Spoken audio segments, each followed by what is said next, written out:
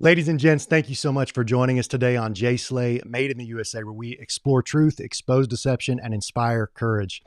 And recently I've kind of crossed a hump in my own life with this channel, and I feel like what God has placed on my heart, and that is to really dig into the last component of those three things. I know that my audience loves to expose deception and explore truth, and we're going to probably have some of that today. But inspiring courage is a huge part of. We just need it. We need the hope. Times are a little bit crazy out there in the world. Just turn on the news and you get hit with that real fast.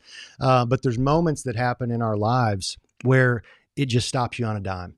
And my guest today is my neighbor, a loved one, a friend, Beth Crawford, who had a diagnosis hit a little over a year ago that really, really changed things. And it has been an inspiration to watch her and her family walk through this. And I felt God knocking on my heart maybe over the last month or two, just saying, Jeremy, you need to walk over there and ask if Beth wants to do an interview.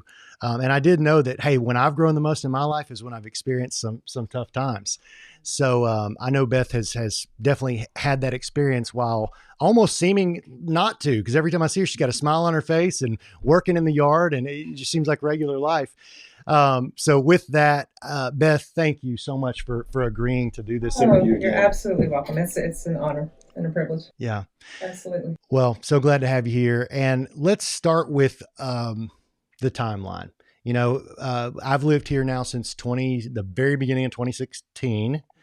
And man, you guys are active. You're always doing stuff. You got 3 kids that are grown, excited. The youngest one, I don't know if you consider him fully grown yet.